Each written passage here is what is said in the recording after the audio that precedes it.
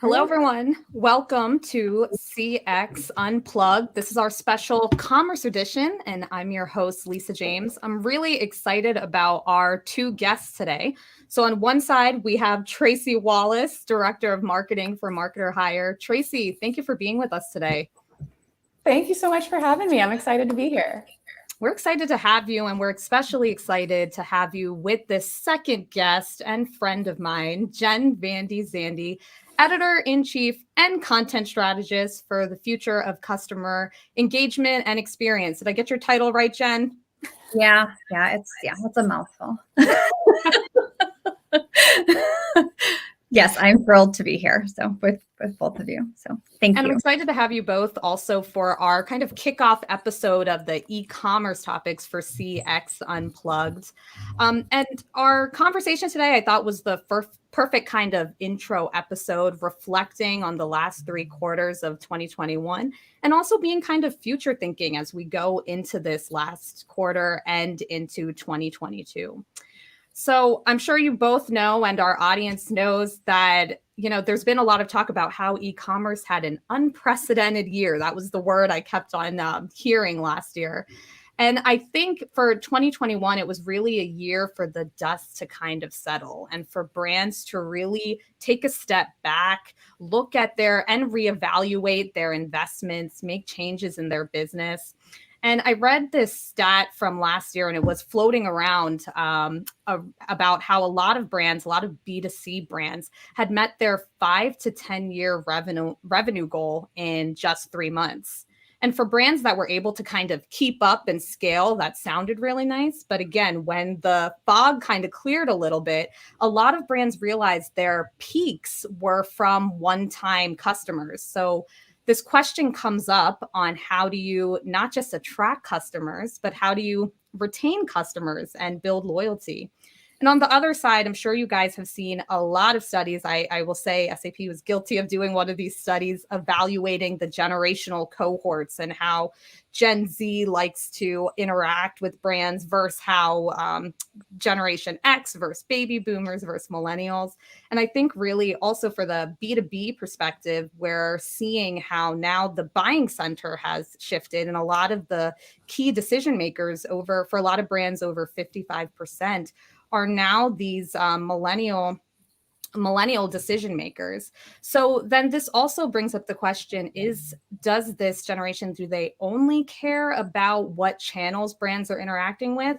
And I think a lot of brands are discovering that's not the case.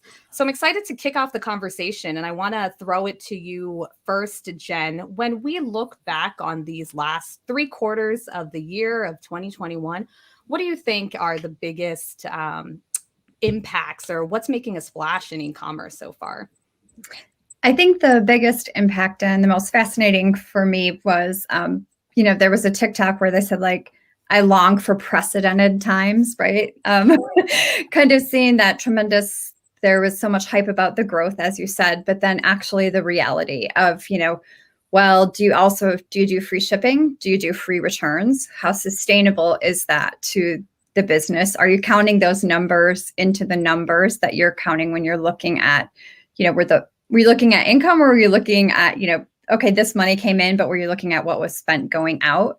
What is really fascinating to me is seeing how important actually social channels are to both B2B and B2C, to kind of any commerce in the future, right? And not just for building those communities or engagements, but the ability for brands to quickly respond. Customer service needs to be pretty much nearly instantaneous. I know that I'm, as people know, on Twitter, if I have an issue, that's where I'm going, because it's where you get quicker resolution. So I think e-commerce brands are starting to see the importance of understanding the customer across, not dependent upon the channel itself, but who the customer is as a person. On any channel, being able to offer immediate feedback, immediate deals or have instant responses. And then also just the climate of, I've been talking about this for a long time, but how much social change and justice are important to not just an individual purchasing anymore, but as a company purchasing, right? So a lot of that buying power, LinkedIn had a fascinating study that I was reading recently about, companies are being conscious of how they respond to crises. This is global, not just in the States, and then who they spend their money with, based upon their stances for these future generations, because we know that younger generations, the most important thing for them is actually environment, the safety of the environment, which is also fascinating. First of all, thanks for remembering Gen X. We're usually forgotten. So shout out to the people who heard the newscasters, be like, it's 11 p.m. Are your children home? That's the generation we were raised in. But seeing, the younger generation saying, okay, this brand is great on social. They have a great Instagram feed or something, but are they sustainable? And sustainability is, I think, really going to be important for the future of all commerce. Those are the things that I'm now seeing emerging as the pandemic is becoming, I guess, normalized, right? Because we don't really see it ending. But those are the things that I see emerging and that are really important to the people that are reading on our site, what they're looking up.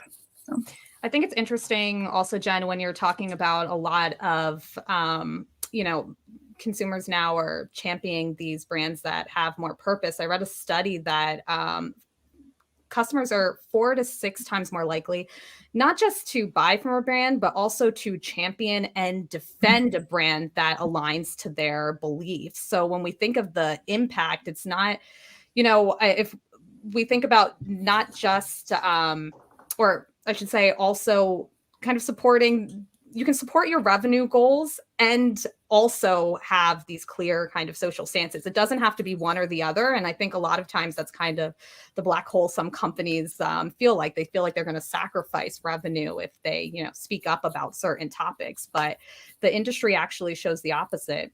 I think it's also interesting what you mentioned on social media, because we're also seeing a shift in e-commerce.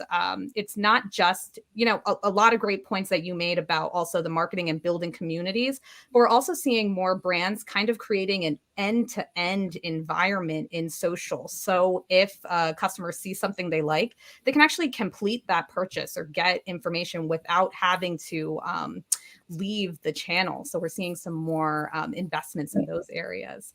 But Tracy, I'd love to bring you into the conversation. Yeah, for sure. So look, 2021 has been a really hard year for e-commerce brands. A lot of things have changed. I mean, we've talked about how the dust has been settling after 2020.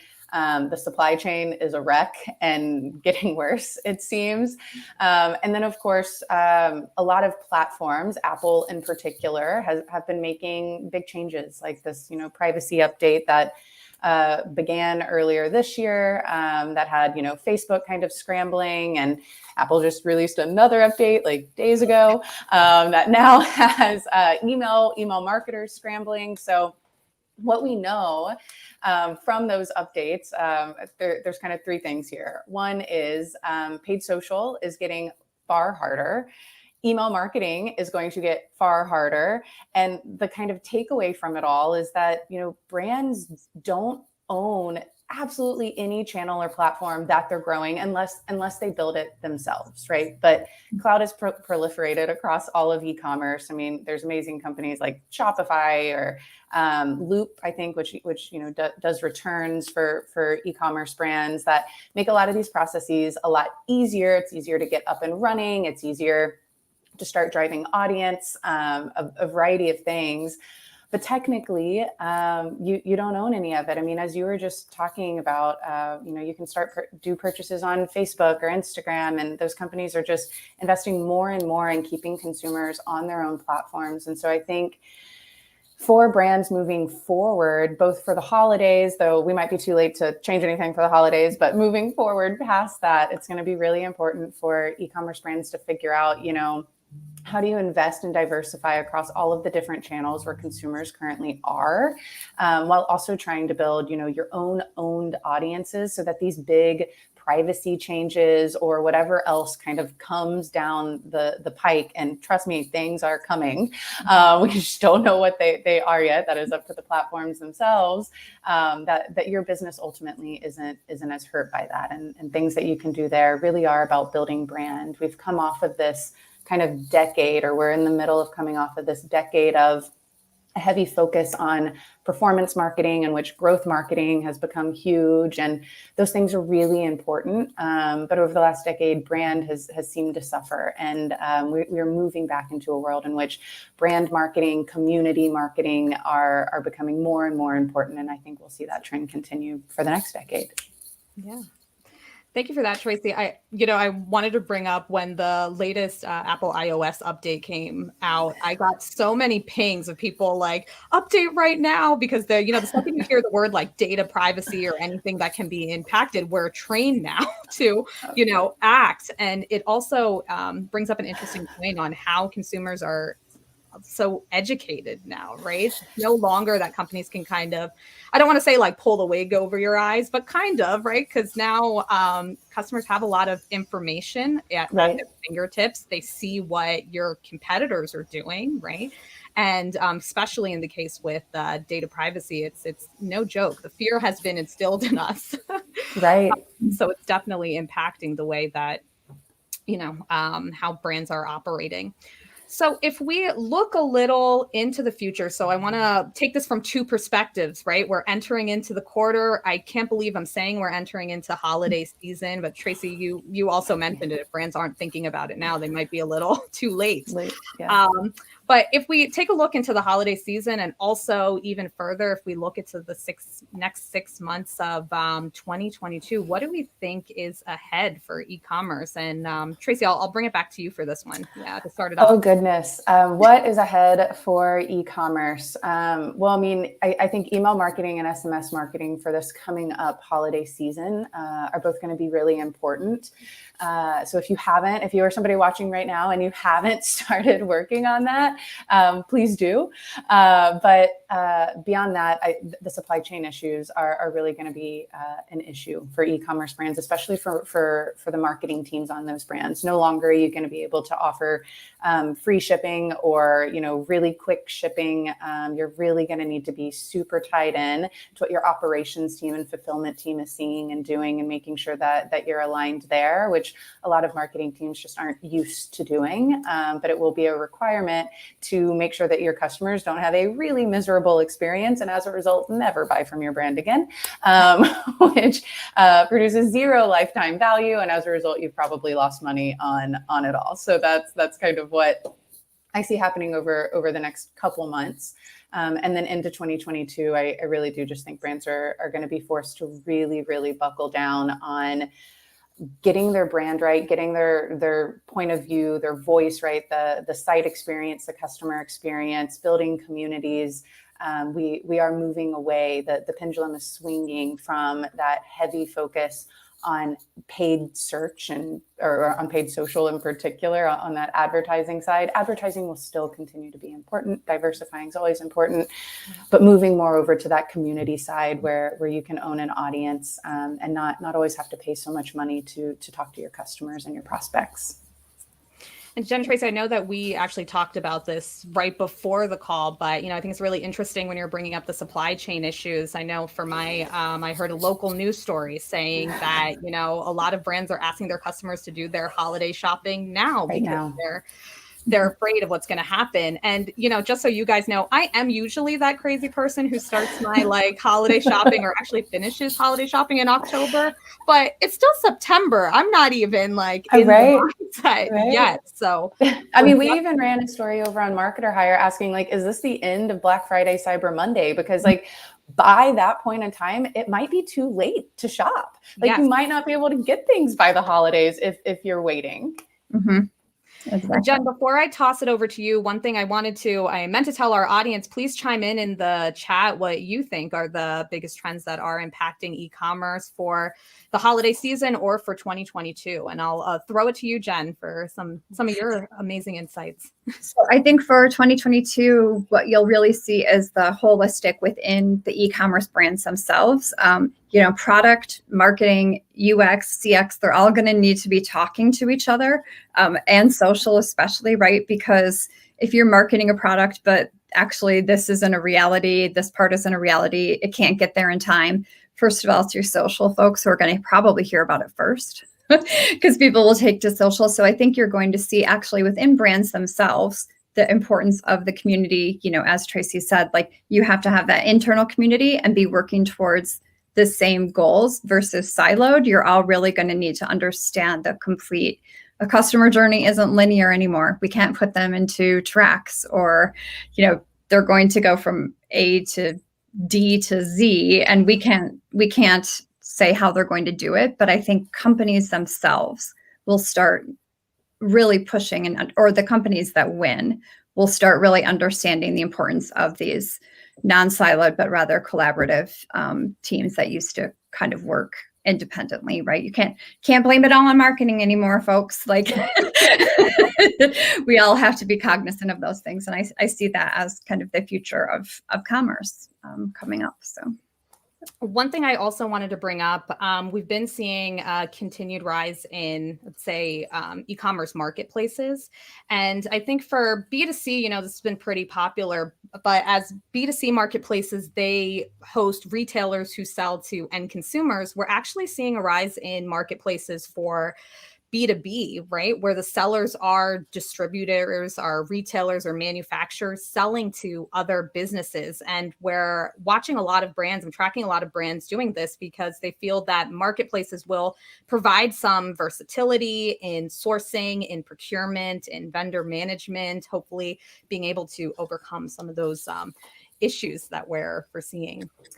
Yeah, I think it all returns, like history plays out, right? Think about the first marketplaces. They were just open marketplaces where vendors went in and you actually knew who you were buying from and where those goods came from. So I think it's kind of history repeating, just in a much more technological way. But exactly. Yeah. I mean, I also think though, over the last 10 years in e-commerce in particular, we've seen a decentralization, right? Again, not to just always talk about Shopify, but they have made it possible for all of these small brands. Now, this is mostly on the direct to consumer, like to the consumer side, but they've made it possible for all of these small brands to get started and launch and make quite a bit of money, right?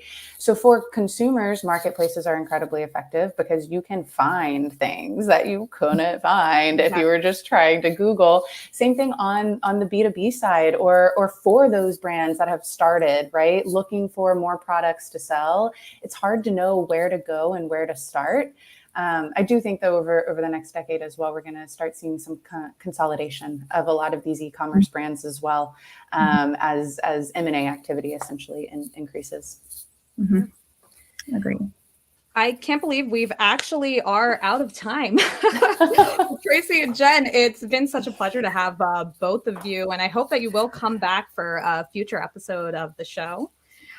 Thank you for our audience for watching us. Again, if you enjoyed what you watched, like, share, follow, subscribe. And always, if you have any feedback or you're interested in being a guest on a future show for CX Unplugged, you can email us at cxunplugged@sap.com.